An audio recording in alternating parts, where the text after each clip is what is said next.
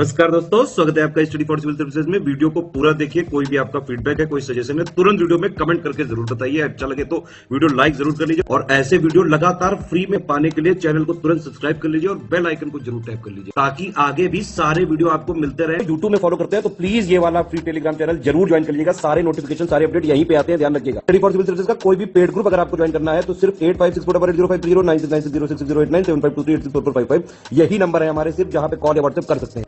Instagram पे हमारा page जरूर फॉलो कर लीजिएगा, स्टडी फॉर सिविल .सर्विसेज है। ट्विटर पे हमको जरूर फॉलो कर लीजिएगा, @स्टडी फॉर सिविल्स है।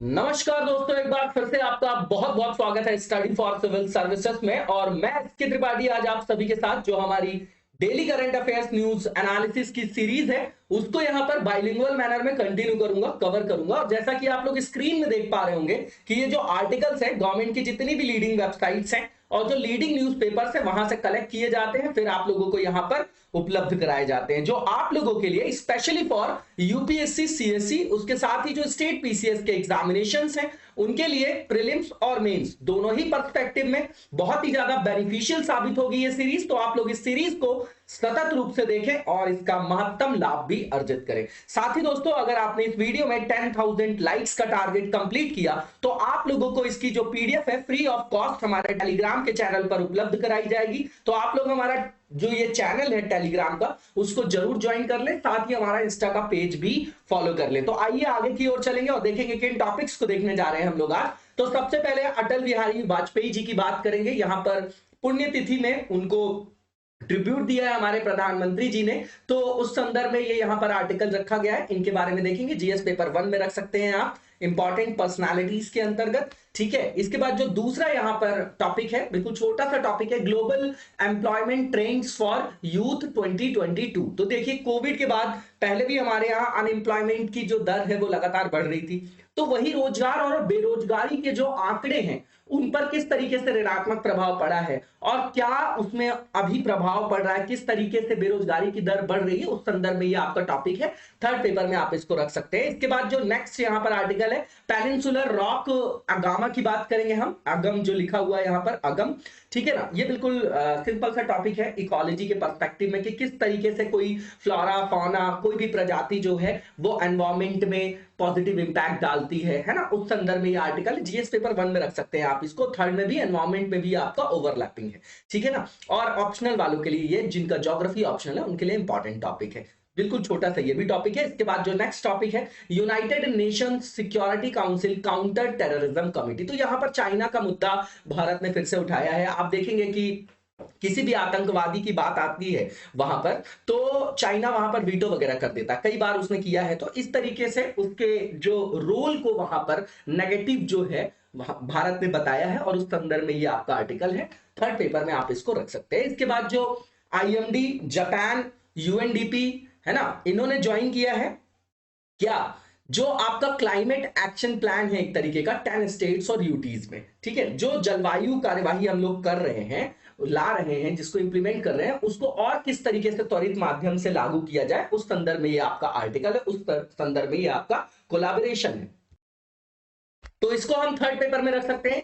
जो हमारा एनवायरमेंट का टॉपिक है, कोर टॉपिक है, उसके अंतर्गत इनिशिएटिव्स के अंतर्गत आप लोगों को पता होगा कि जो हमारे जो लक्ष्य हैं, है ना, जो आईएनडीपी जो आप लोग बात करते हैं, है ना, जो इंटेंडेड हमने जो लक्ष्य बनाए, पेरिस क्लाइमेट एक्शन जो डील थी हमारी, पेरिस क्लाइमेट डील थी, उसके अंतर्गत जो हर देश ने अपने स्तर पर जो लक्ष्य बनाए हैं उनको भी तो प्राप्त करने के लिए कुछ वहां पर इंप्लीमेंट किए जा रहे होंगे, है ना, नए नए प्लान्स। तो उसी से आप इसको भी सिंक्रोनाइज करके देख सकते हो। उसके बाद डेटा लोकलाइजेशन नॉर्म्स की बात करेंगे। यहाँ पर एक बिल लाया गया था और बताया गया कि आने वाले टाइम पर एक बिल लाया जाएगा जो और ज्यादा कॉम्प्रिहेंसिव होगा, है ना। तो ये यूरोप से चालू हुआ, वेस्टर्न कंट्रीज से, फिर हमारे यहाँ भी आप लोगों को पता है कि यहाँ पर डेटा थेफ्ट की प्रॉब्लम है, फिर साइबर सिक्योरिटी का भी एक इशू है यहाँ पर, है ना। तो उसी से संदर्भित है ये आपका आर्टिकल, ठीक है। थर्ड पेपर में रख सकते हैं। तो पहले आर्टिकल को हम डिटेल में देखेंगे आज, ठीक है। तो जो पहला आर्टिकल है इसमें अटल बिहारी वाजपेयी जी की बात करेंगे। तो अभी जो इनके बारे में बताया जा रहा है कि इनका जो जन्म है वो 25 दिसंबर 1924 को हुआ था ग्वालियर में,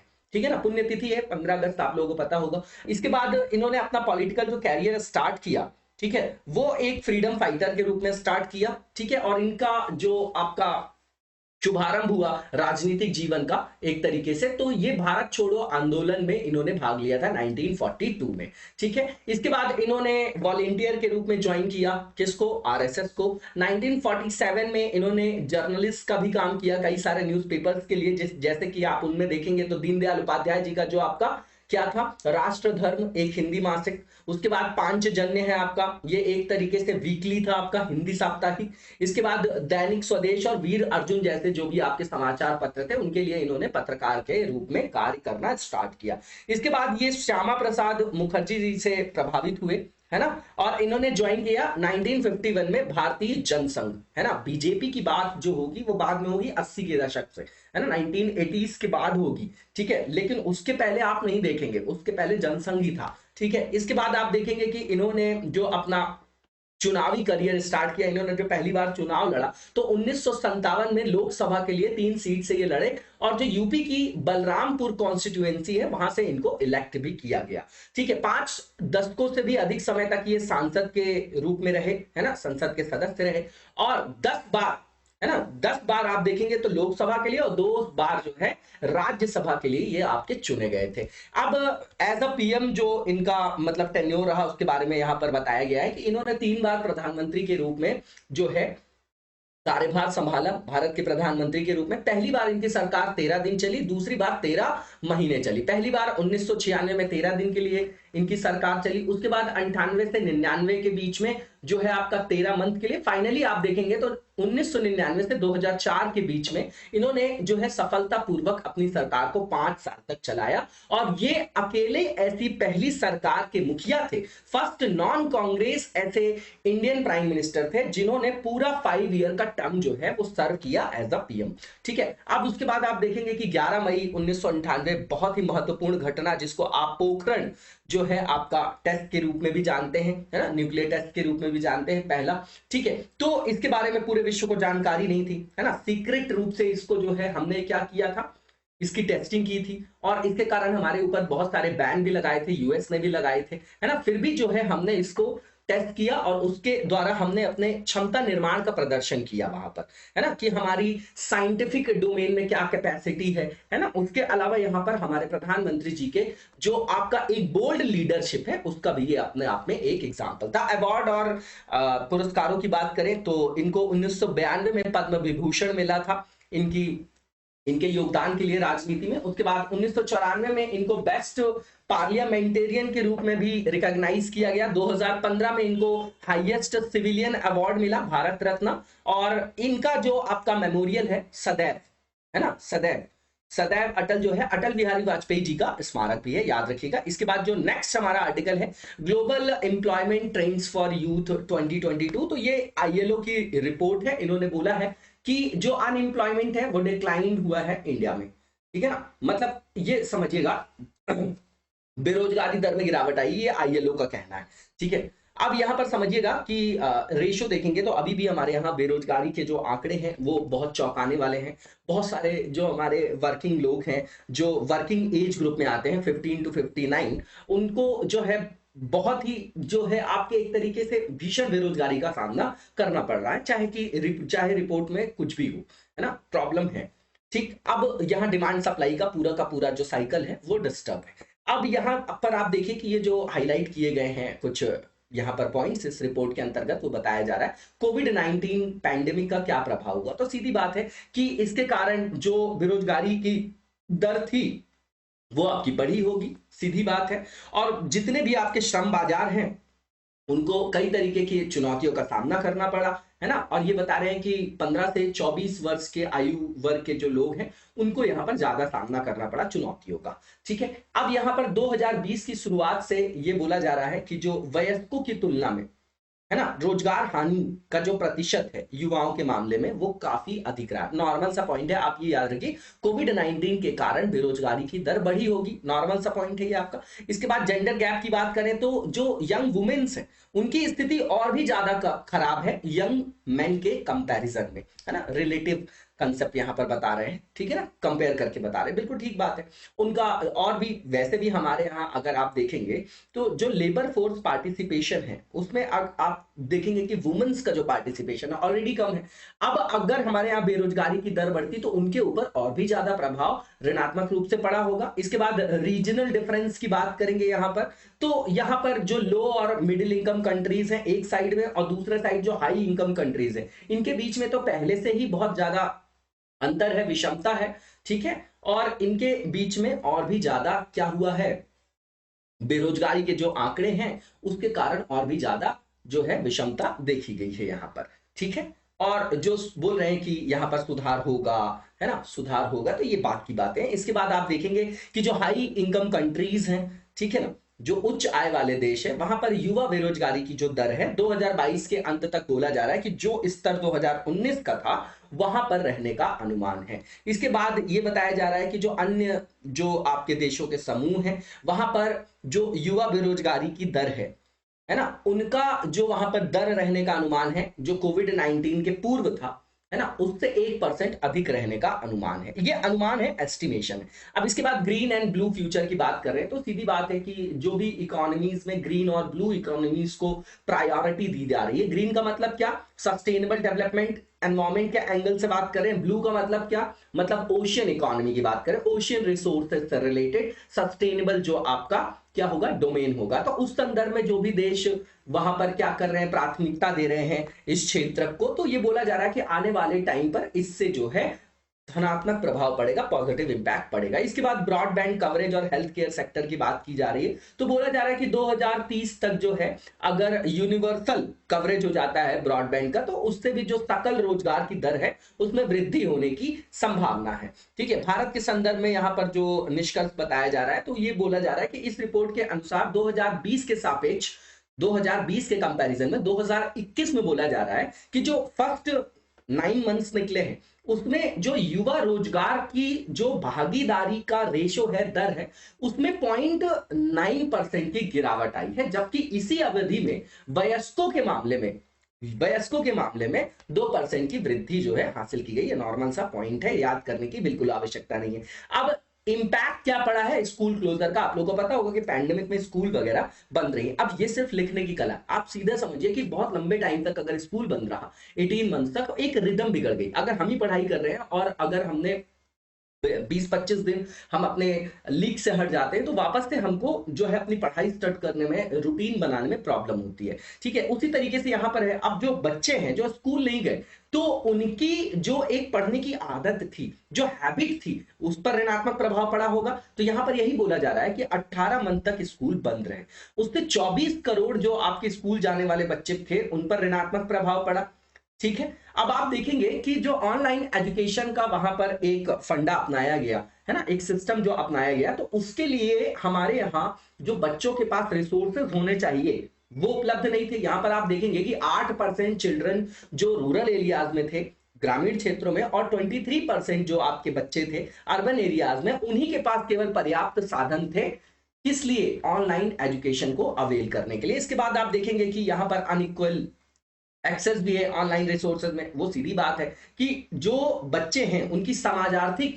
स्थिति का सीधा सीधा प्रभाव उस पर पड़ा होगा। क्यों, क्योंकि जो आपकी वंचित वर्ग के परिवार हैं, डिसएडवांटेज्ड जो आपकी फैमिलीज हैं, उनके पास तो वैसे साधन ही नहीं है। क्यों, क्योंकि सामाजिक आर्थिक रूप से वो सशक्त नहीं है, तो वो ऑनलाइन एजुकेशन को एक्सेस ही नहीं कर पाए। इसके बाद आप देखेंगे कि यहां पर जो आपका एक फिनोमेना देखा गया लर्निंग रिग्रेशन का, ठीक है ना। इसका मतलब ये कि जो बच्चों ने पहले पढ़ाई किया था, जो उनका क्षमता निर्माण हुआ था, उस पर भी ऋणात्मक प्रभाव देखा गया, और उनकी जो लर्निंग की कैपेसिटी थी उस पर भी ऋणात्मक प्रभाव पड़ा, ठीक है ना। काफी लंबे अंतराल तक जो है गैप हो जाने के कारण, है ना, आप अपने घर में भी ये सारी चीजें देख सकते हैं। अब इसके बाद आप देखेंगे कि इसमें एक डेटा बताया जा रहा है कि 92% जो बच्चे हैं उन्होंने ऑन एन एवरेज लॉस किया है at least one foundational ability, language के कंटेक्स्ट में बता रहे हैं, और 82% स्टूडेंट्स ने लॉस किया है at least one foundational ability in mathematics, ठीक है। इसके बाद पेनिनसुलर रॉक अगमा की बात करेंगे हम, अगम लिखा हुआ है यहाँ पर,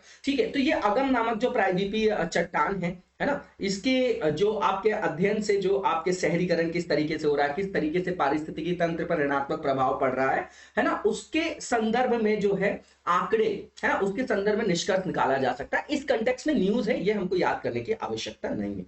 ठीक है, अब यहाँ पर किस तरीके से अर्बनाइजेशन को समझा जाएगा, किस तरीके से उसके द्वारा नेचुरल जो आपका एनवायरमेंट है उस पर क्या ऋणात्मक प्रभाव पड़ा है, इस तरीके की फाइंडिंग्स जो है इसके द्वारा की जाएगी, ऐसा बोला जा रहा है। इसके लिए स्टडी भी की जा रही है जो आपकी IISC है, आपका Indian institute of science Bengaluru. ठीक है, तो की पॉइंट्स बताए जा रहे हैं। ये जो पेनिनसुलर रॉक अग्मा है, ठीक है ना, सेमोफिलिस डॉर्सलिस भी बोला जाता है इसको, ये एक प्रकार की गार्डन लिजार्ड है। ठीक है ना, इसकी जो है स्ट्रॉन्ग प्रेजेंस देखी जाती है सदर्न इंडिया में, पेनिनसुलर इंडिया की बात कर रहे हैं। अब ये जो लिजार्ड है ये लार्ज एनिमल है, ठीक है, और इसका जो कलर बोला जा रहा है वो ऑरेंज एंड ब्लैक है, ये याद करने की आवश्यकता नहीं है। अब जो इंपॉर्टेंट चीज है वो ये है कि ये अपनी बॉडी की जो हीट है खुद जनरेट नहीं कर सकती। इसका मतलब ये कि इसको वार्म रहने के लिए, इसको जो गर्मी प्राप्त करने के लिए कोई एक्सटर्नल सोर्स चाहिए होता है, जैसे कि वार्म रॉक हो या सनी स्पॉट हो, है ना, ठीक है, तो वहां से ये ऊष्मा प्राप्त करती है, वहां से ये आपकी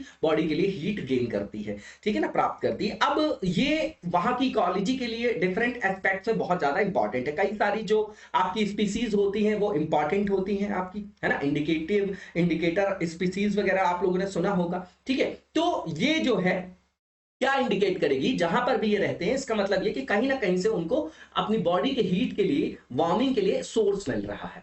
ठीक है, और उसी के हिसाब से जहां पर ये पाए जा रहे हैं और जहां नहीं पाए जा रहे हैं, तो वहां पर किसी ना किसी तरीके से फूड वेब में जो है परिवर्तन पाया जा रहा होगा, परिवर्तन हो रहा होगा। तो इसी इन सब चीजों की फाइंडिंग्स हम जो है इसके द्वारा कर सकते हैं। ठीक है, कि कौन से हिस्से गर्म हो रहे हैं, है ना, इनकी संख्या से जो है इस बात का पता चलता है। ठीक है, अब यहां पर जो कंजर्वेशन की बात कर रहे हैं, है ना, नीड फॉर कंजर्वेशन की, तो ठीक बात है कि हैबिटेट जो आपका लॉस हो रहा है, इनका जो वास स्थल है जहां पर निवास करते हैं, अगर उनकी हानि हो रही है, ठीक है, और शहरीकरण के कारण अगर कई जगहों पर जो है आपका डेवलपमेंटल प्रोजेक्ट्स वगैरह लगाए जा रहे हैं, तो उसका ऋणात्मक प्रभाव इस प्रजाति के ऊपर पड़ा होगा, बिल्कुल पड़ा होगा। ठीक है, अब जो है ये सीधी बात है कि इनके द्वारा जो है कई सारे एनवायरमेंट के एंगल से जो भी हमको स्टडीज करनी होती है तो उसमें ये हेल्पफुल होते हैं, है ना, कई सारे फैक्टर्स जो इनके प्रेजेंस के लिए इंपॉर्टेंट है ना, जैसे गर्म वातावरण, ठीक है, तो उसके द्वारा जो है कई सारी फाइंडिंग्स को हम प्राप्त कर सकते हैं। तो इनके संरक्षण की आवश्यकता तो है ही, है ना, क्योंकि बायोडायवर्सिटी का सीधा सीधा इंपैक्ट है। ठीक है, अब यहां पर ये बोला जा रहा है कि इनके संरक्षण के प्रयासों में जैसे निर्माण गतिविधियां हैं, तो उनके दौरान ये जो आपकी इंपॉर्टेंट इनके जो हैबिटाट हैं, जो पैचेस हैं, उनको फिर से क्या करना, पुनर्जीवित करना, उनको जो है संरक्षित करना। ठीक है, उसके बाद यहां पर ये बोला जा रहा है कि कई जगह पर जो डेवलपमेंटल प्रोजेक्ट्स बनाए जा रहे हैं, तो इनके आवास पर ऋणात्मक प्रभाव पड़ा जा रहा है, तो उनको भी वापस से जो है क्या किया जा सकता है, उनका संरक्षण करके उनको जो है उनकी रक्षा की जा सकती है ना। ठीक है, इसके बाद यहां पर ये बोला जा रहा है कि ये प्रमुख संकेतक प्रजातियों में से एक है। ठीक है ना, फ्लोरा फौना का सीधा सीधा इंपैक्ट है किसी भी जगह की बायोडायवर्सिटी और वहां पर एनवायरमेंट में, वहां पर इकोलॉजी में पॉजिटिव इंपैक्ट डालते हैं अगर वो, तो उनके संरक्षण की हमको प्रबल आवश्यकता है। ठीक है, तो इस बात को इस स्टडी में क्या किया गया, रेखांकित किया गया। नॉर्मल सा टॉपिक है, देख जाइएगा, इसमें बिल्कुल टेंशन लेने की जरूरत नहीं। इसके बाद जो नेक्स्ट टॉपिक है हमारा, United Nations security council counter terrorism committee. ठीक है, तो यहां पर भारत ने जो है चाइना का विरोध किया, हमेशा बोला है उसने चाइना की आलोचना की है कई बार, कई सारे आतंकवादियों को जिनको वैश्विक आयाम पर आतंकवादी घोषित करने की बात की गई, तो वहां पर चाइना जो है वीटो कर देता है और चाइना जो है जो अपोजिट स्टेक लेता है हमेशा। ठीक है, तो उस संदर्भ में आलोचना की, उन्होंने बोला कि ये उनकी जो है आपकी धृष्ट राजनीति से प्रेरित है और जो पाकिस्तान द्वारा जो आपका प्रोत्साहित आतंकवाद है, यहां पर आप चाइना के दोहरे जो है आपके आचरण को देख सकते हैं, ऐसा इंडिया ने बोला। ठीक है, चाइना का पुअर रिकॉर्ड भी रहा है ना टेररिज्म में एट यूएनएससी।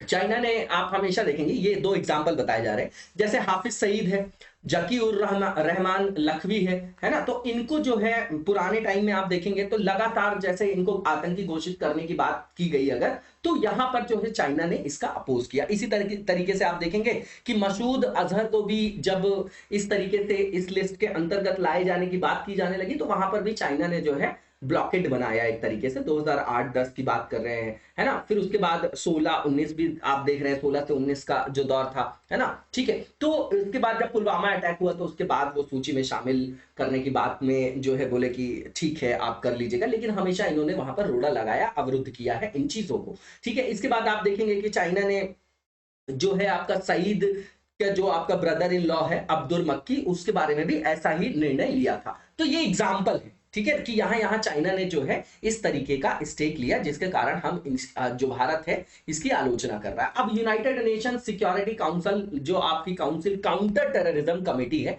वो है क्या? तो भैया ये आपकी सब्सिडायरी बॉडी है, किसके अंतर्गत? नाम ही लगा हुआ है यूएन का, तो यूएन सिक्योरिटी काउंसिल के अंतर्गत, ठीक है। जब 9/11 का हमला होता है, ठीक है, 11 सितंबर 2001 को टेररिस्ट अटैक होता है आपका, है ना, ठीक है, कहां पर?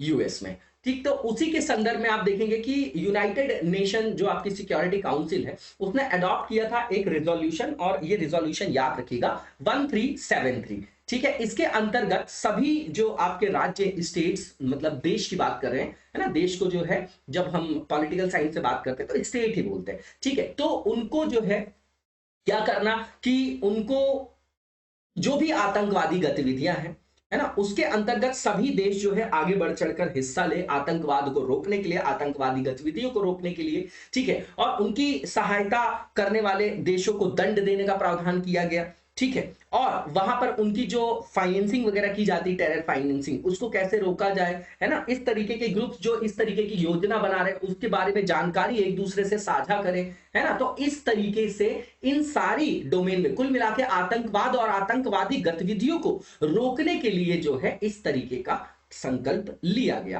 कि विभिन्न जो देश है वो एक दूसरे का सहयोग और समन्वय करें और आतंकवाद के प्रश्रय पर रोक लगाई जाए, ठीक। अब इसकी निगरानी के लिए एक कमेटी बनाई गई जो 15 मेंबर थे, जिसमें है ना सेम टाइम की बात कर रहे हैं, जो इस रिजोल्यूशन को मॉनिटर कर सके, वही आपकी काउंटर टेररिज्म कमेटी है जिसको स्टैब्लिश किया गया, ठीक। इसका एम क्या होगा? तो सीधी बात है कि टेररिज्म के खिलाफ फाइट करने के लिए सभी स्टेट्स की कैपेसिटी बिल्डिंग करना और उनकी जो क्षमता है उनका समर्थन करना, ठीक है। इसका मेन जो उद्देश्य है वो यही है। अब कमेटी जो है कोई सैंक्शन लगाने वाली बॉडी नहीं है, पहली चीज, ना ही ये एक उस तरीके की लिस्ट वगैरह को जो है पब्लिश करती है जिसमें टेररिस्ट ग्रुप या इंडिविजुअल का नाम होता है, ये याद रखिएगा, ठीक है। अब ये करती क्या है? तो एक तरीके से मीडिएटर का काम करती है विभिन्न देशों के बीच में, विभिन्न ग्रुप्स के बीच में, ताकि जो भी रेलेवेंट कैपेसिटी है उनकी टेररिज्म को रोकने के लिए उसको बिल्डअप किया जा सके और एक दूसरे के बीच में सहयोग और समन्वय जो है स्थापित किया जा सके। इसके बाद आप देखेंगे कि संयुक्त राष्ट्र जो आतंकवाद विरोधी केंद्र, इसकी स्थापना 2011 में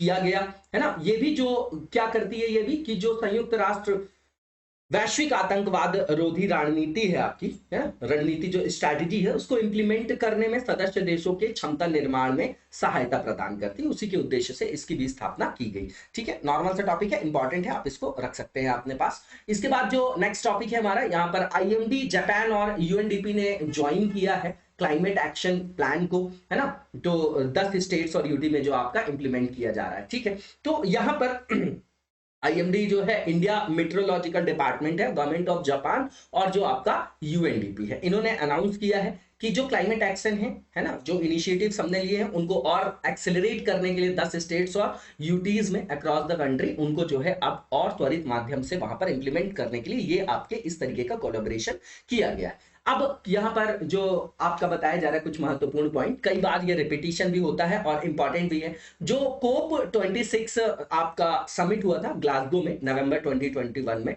वहां पर इंडिया ने कई विषयों पर अपनी प्रतिबद्धता बताई, जैसे 2030 तक जो देश का टोटल प्रोजेक्टेड जो कार्बन एमिशन है वो कितना हो जाएगा?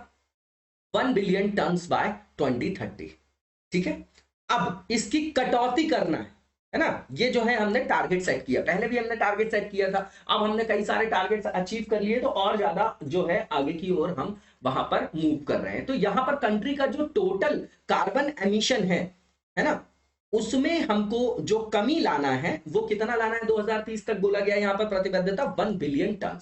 इसके बाद 2030 तक जो नॉन फॉसिल फ्यूल्स बेस्ड आपके एनर्जी कैपेसिटी जो हमको बिल्ड करना है ना, कुल मिला के नॉन फॉसिल फ्यूल्स होगा, इसका मतलब क्या? रिन्यूएबल एनर्जी से हम वो जो है एनर्जी वहां पर प्रोड्यूस करेंगे। तो जो इंस्टॉलेशन किया जाएगा यहाँ पर एनर्जी की कैपेसिटी 2030 तक वो 500 गीगावाट तक कर दिया गया है, इंस्टॉल करना है। इसके बाद जो कार्बन एमिशन की जो इंटेंसिटी है इसको भी कम करना है। तो जो इसको कम करना है, इसमें जो कमी लाना है वो 45% लाना है। इसके बाद जो ये डिकेड जो खत्म होगा, इसका मतलब ये 2030, इसके बाद 2070 तक का हमारा लक्ष्य है ही कि नेट जीरो कार्बन एमिशन हम लागू कर देंगे, ठीक है ना। अब इसके बाद ये जो प्रोजेक्ट है उसके बारे में बताया जा रहा है। तो ये रोल आउट किया गया है पार्टनरशिप में, तो आपको पता है किसके किसके द्वारा, तो IMD, ministry of earth science, ministry of new and renewable energy, ठीक है। अब यहां पर देखिए, जापान ने कई जगह जो आपका क्लाइमेट रिलेटेड जो आपके इनिशिएटिव्स हैं, जो इस तरीके के इनिशिएटिव्स लिए गए, वहां पर उन्होंने कंट्रीब्यूट किया है, वहां पर फाइनेंशियल असिस्टेंस दिया है, ठीक है। तो यहां पर $5.16 मिलियन का प्रोजेक्ट जो है लेवरेज मिला है ना, जो आपका नेशनल डिटरमाइंड कॉन्ट्रीब्यूशंस को पूरा करने के लिए, अचीव करने के लिए नेट जीरो एमिशंस को, है ना, ग्रीन रिकवरी के लिए, पोस्ट कोविड ग्रीन रिकवरी के लिए इंडिया में नॉर्मल सी बात है। और ये जापान ने जो है यहाँ पर बहुत ज्यादा हेल्प भी की है, कई सारे जगह उसके प्रोजेक्ट्स भी चल रहे हैं। इसके बाद आप देखेंगे कि कैबिनेट का रिसेंट अप्रूवल भी आया है, जिसमें हमने अपने नेशनल डिटरमाइंड कॉन्ट्रीब्यूशंस को अपडेट भी किया है, ठीक है। अब यहाँ पर आप देखेंगे इस इनिशिएटिव के अंतर्गत यूएनडीपी तो कार्य कर ही रहा है, उसके साथ आईएमडी भी कर रहा है, जो प्रमोट करेगा क्लाइमेट रेजिलियंस को।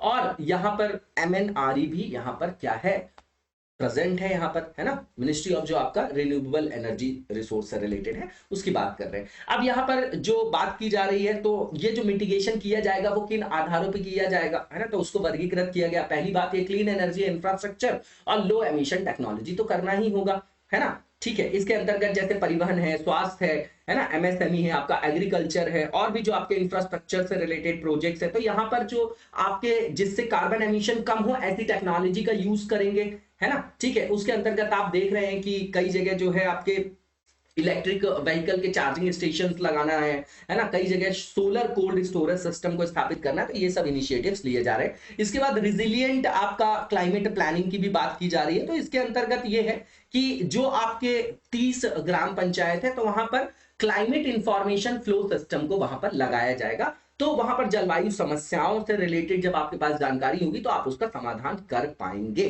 है ना, क्रियान्वयन स्तर पर, ठीक है। तो नॉर्मल सी चीज है। इसके बाद यहाँ पर ग्रीन जॉब्स और ग्रीन एंटरप्रेन्योरशिप की बात की जा रही है। तो जो भी एनवायरमेंट पर पॉजिटिव इंपैक्ट डालने वाले आपके सेक्टर्स हैं, तो वहां पर ग्रीन जॉब्स को प्रमोट किया जाएगा और ग्रीन एंटरप्रेन्योरशिप को भी आपका प्रमोट किया जाएगा, ठीक है ना। रिन्यूएबल एनर्जी के जो आपके सेक्टर्स हैं वहां पर काम किया जाएगा, ट्रेन किया जाएगा कई सारे लोगों को। तो 2000 प्लस लोगों की बात की जा रही है कि इस सेक्टर्स में उनकी जो है स्किल डेवलपमेंट और ट्रेनिंग के भी काम किया जाएगा। अब टारगेट्स की बात किया जाए, है ना, मतलब स्टेट्स और यूटीज, तो ये जो प्रोजेक्ट रोल आउट किया जाएगा, तो जो भी स्टेट्स और यूटीज है हमारे, उसके अंतर्गत सबसे पहले बिहार है, दिल्ली एनसीआर, गुजरात, एमपी है, महाराष्ट्र, उड़ीसा, सिक्किम, झारखंड, है ना, यूपी है आपका, और उत्तराखंड। तो यहां पर जो है रोल आउट किया जाएगा 2022-23 में।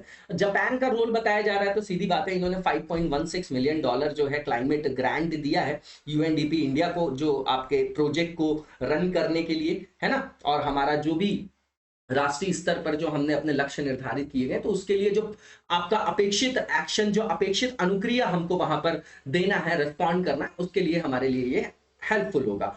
जापान जो है लार्जेस्ट सपोर्टर है ना, आप देखेंगे कि इन सब इनिशिएटिव्स के अंतर्गत, ठीक है। और इसके बाद डेटा लोकलाइजेशन के नॉर्म्स की बात करेंगे, तो सीधी बात है कि डेटा लोकलाइजेशन का मुद्दा बहुत बड़ा है। जैसे लोगों के जीवन में साइबर टेक्नोलॉजी पेनिट्रेट करती जा रही, वैसे ही आप देखेंगे कि साइबर सिक्योरिटी, है ना, साइबर टेररिज्म, बहुत सारी समस्याएं सामने आ रही। राइट टू प्राइवेसी तो है ही है, डेटा थेफ्ट की जो आपकी प्रॉब्लम है, डेटा की चोरी वगैरह की, वो तो रेगुलर आप न्यूज में पढ़ते होंगे, ठीक है। उसी से संदर्भित यहाँ पर ये बताया गया है कि अब उस संदर्भ में हमारे यहाँ जो है एक तरीके का विधायन भी होना चाहिए, कानून भी होना चाहिए, है ना। अब हमारे यहाँ जो आईटी एक्ट है वो 2000 का है, बहुत सारे लूप होल्स हैं उसके अंतर्गत, ठीक है। अभी एक कमेटी बनी थी, है ना, कुछ सालों पहले, बीएन कृष्णा कमेटी, उन्होंने कुछ रिकमेंडेशंस भी दी थी। तो अभी कुछ बिल लाया गया था, लेकिन उसका विरोध किया गया और बोला गया कि भैया अब जो है और भी कॉम्प्रिहेंसिव बिल जो है विंटर सेशन में हम लाएंगे टेबल पे, है ना, और फिर इंप्लीमेंट करेंगे। तो यहाँ पर कुछ पॉइंट्स बताए जा रहे हैं कि data should be stored in a region that is trusted by the Indian government. सीधी बात है, अगर हमारे देश का डेटा है, जैसे अमेजॉन यूज कर रहे हैं आप, फ्लिपकार्ट यूज कर रहे हैं, तो वहां पर बहुत सारी आपकी जानकारियां हैं। तो कहने का मतलब ये कि अब ये आपकी फॉरेन कंपनीज हैं अगर, तो हमारा डेटा वहां ना जाए, हमारा डेटा स्थानिक स्तर पर सेव किया जाए और वो किसी से शेयर ना किया जाए, है ना। तो वही बोला जा रहा है कि भारत सरकार द्वारा जो जगह विश्वसनीय वहां पर डेटा को स्टोर किया जाए। दूसरी चीज ये कि यहां पर ये बोला जा रहा है कि ये जो आपका नया डेटा प्रोटेक्शन बिल है ना, ये अभी जो आपका ये बिल है उसमें जो डेटा लोकलाइजेशन के लिए नॉर्म्स है, तो वहां पर ये डेटा स्थानीयकरण का जो मुद्दा है, जो मानदंड है, वो काफी जो है विवादास्पद है ना। तो उसको जो है सरल बनाने का और भी ज्यादा समग्र आयाम प्रदान करने के लिए कई सारे विकल्प मौजूद हैं सरकार के पास, ऐसा बोला जा रहा है। ठीक है, अब इन नियमों को व्यापक रूप से जो है समग्रता में जो है उनको बनाने के लिए, समग्र एक एक्ट बनाने के लिए, है ना, जो आपका आईटी एक्ट है उसका संशोधित संस्करण लाना पड़ेगा। ठीक है, ठीक है, और उससे भी इंटीग्रेट करने की आवश्यकता है, वो भी अपने आप में एक विकल्प है। अब ये सब असम्पशन पे बात कर रहे हैं हम लोग, जब ये बिल पास हो जाएगा तब हम उसको देखेंगे। बीएन कृष्णा कमेटी की आप रिकमेंडेशन देख सकते हैं, इंपॉर्टेंट है हमारे लिए। ठीक है, इसके बाद आप देखेंगे कि जैसे कई सारे जो लोकलाइजेशन जो आपके नॉर्म्स हैं, है ना, उनको क्रिटिसाइज किया है जो बड़ी बड़ी बिग टेक कंपनीज हैं, है ना, कई सारे जो स्टार्टअप्स हैं। तो बोले कि भैया इनका जो कंप्लायंस है वो बहुत ज्यादा रिजिड है ना, रिजिड है। तो सीधी बात है कि इसको आप थोड़ा सरल करें, विश्वसनीय भौगोलिक क्षेत्रों के संदर्भ में जो डेटा प्रवाह है उसको अनुमति दें और इसको थोड़ा सा आसान बनाएं, है ना, ऐसा उनका कहना है। ठीक है, पर ये इंपॉर्टेंट नहीं है। आप यूरोप में देखिए, वेस्टर्न कंट्रीज में तो इस तरीके का कोई भी अपोज नहीं किया गया। अरे भैया अगर हमारे यहाँ से डेटा चोरी हो रहा है तो प्रॉब्लम तो हमारे जो लोग हैं उनके लिए है ना। ठीक है, इसके बाद यहाँ पर ये बोला जा रहा है कि जो डेटा लोकलाइजेशन, इसको आगामी डिजिटल इंडिया जो विधेयक आएगा उसमें शामिल किया जा सकता है और उसको जो हमारा आईटी एक्ट है उसका प्रस्तावित उत्तराधिकारी भी माना जा रहा है। अब ये सब एजम्पशन की बात है, जब कोई बिल पास हो जाता है तब वो हमारे लिए इंपॉर्टेंट हो जाता है, उसके जो डोमेन तब हमको पढ़ने की आवश्यकता होती है। इसके बाद यहाँ पर ये बताया जा रहा है कि डेटा प्रोटेक्शन या प्राइवेसी से और ज्यादा बड़ी जो समस्या है वो सीधी बात है साइबर क्राइम की है ना। इसका उपयोग जो है किस तरीके से किया जाता है, किस तरीके से किया जा रहा है ना, जो आपके अब साइबर टेररिज्म भी होता है ना। ठीक है, तो साइबर क्राइम जो है वो सबसे बड़ा मुद्दा है यहाँ पर। ठीक है, डेटा प्रोटेक्शन और प्राइवेसी वाला मुद्दा तो है ही। ठीक है, इसके बाद यहाँ पर ये बोला जा रहा है कि जो आपका साइबर क्राइम या इस तरीके से रिलेटेड जो मुद्दे होते हैं उसके लिए जो लॉ इन्फोर्समेंट एजेंसीज हैं, ठीक है, तो उनको भी आवश्यकता होती है डेटा को क्विक एक्सेस करने के लिए, इंडिविजुअल के लेवल पे, ग्रुप्स के लेवल पे, है ना। ठीक है, तो आपराधिक मामलों की जांच के लिए भी ऐसी एजेंसियों को अक्सर जो है डेटा तक त्वरित उपलब्धता की आवश्यकता होती है। ये एक मुद्दे बताए जा रहे हैं, तो इसको भी वहां पर एम्बेडेड करने की आवश्यकता है, संपृक्त करने की आवश्यकता है ना। इसके बाद यहाँ पर ये बोला जा रहा है कि सरकार का लक्ष्य ये है कि संसद का जो आपका विंटर सेशन होगा तो उसमें इसको टेबल पर रख के पास कराया जाएगा। ठीक है, प्रीवियस जो आपके इटरेशंस थे, जो पुनरावृत्तियां हैं, वो बताया जा रहा है कि लंबे समय से डेटा लोकलाइजेशन की बात चल रही है और इसके संदर्भ में कई सारे जो है इनिशिएटिव्स लिए जाने की बात की जा रही है और ये एक महत्वपूर्ण कदम होगा कि जितने जल्दी से जल्दी एक समग्र जो है कानूनी ढांचा इसको प्रदान किया जाए। ठीक है, सबसे पहले जो सबसे इंपॉर्टेंट है, इस विधेयक का जो प्रारंभिक संस्करण था वो एक कमेटी बनी थी, बीएन श्रीकृष्णन कमेटी, है ना, बीएन श्रीकृष्ण कमेटी है ना, तो उसकी रिकमेंडेशन के आधार पर इसको रेडी किया गया था। ठीक, और फाइनल रिकमेंडेशन जो आई वो 2021 में ज्वाइंट कमेटी जो थी आपकी पार्लियामेंट की उसके द्वारा बनाई गई, है ना। कमेटीज कितने टाइप की होती हैं ये बताइएगा कमेंट बॉक्स में, ठीक है ना। इसके बाद जो नेक्स्ट यहाँ पर पॉइंट बताया जा रहा है कि यहाँ पर जो सरकार ने अभी संसद में इस बिल को रखा तो उसको वापस ले लिया, उसको बोला कि भैया अभी इसकी संरचना पर दोबारा जो है विचार विमर्श किया जाएगा, उसको व्यापक बनाने के कुछ और भी प्रावधान इसमें सम्मिलित करने, उसके बाद इसको प्रस्तुत किया जाएगा। ठीक है, इसके बाद जो नेक्स्ट फेज है हमारा वो रिलेटेड है एमसीक्यू से, और जो पहला एमसीक्यू है हमारा रामसर साइट से रिलेटेड है, इसके बारे में स्टेटमेंट दिए गए हैं, बताना कौन सा ट्रू है, कई बार हमने इसको डिस्कस भी किया है। उससे से रिलेटेड एमसीक्यू है कि हाल ही में भारत देश में कुल जो रामसर साइट्स हैं उनकी संख्या 75 जो है हो गई है ना। इसमें 11 और जो अतिरिक्त आर्द्र भूमियों को जो है वेटलैंड्स उनको शामिल किया गया। बिल्कुल सही है ये स्टेटमेंट। ये जो नए आपकी 11 साइट्स हैं उसमें 4 तमिलनाडु में है, 3 उड़ीसा में है, 2 जेएनके में है और एक आपके मध्य प्रदेश और महाराष्ट्र में। बिल्कुल ठीक है, दूसरा स्टेटमेंट भी। तीसरा ये कि तमिलनाडु में मैक्सिमम आपकी रामसर साइट्स हैं 14, उसके बाद यूपी में है 10। तो सारे के सारे स्टेटमेंट बिल्कुल सही है और यहां पर सही पूछा गया था, तो इसका आंसर आपका all of the above sea हो जाएगा। इसके बाद जो नेक्स्ट क्वेश्चन है हमारा उसको देखेंगे। कंगारू कोर्ट के बारे में स्टेटमेंट दिए गए हैं, बताना है कौन सा ट्रू है। तो पहला ये कि ये जो फेज यूज किया जाता है ये जुडिशियल सिस्टम के अगेंस्ट यूज किया जाता है। यहां पे जो जजमेंट दिया जाता है, ठीक है, वो एक तरीके से पूर्वाग्रह पर आधारित होता है और वो जो आपका पूर्व निर्धारित निर्णय होता है उसी को वहां पर सुनाया जाता है, ठीक है।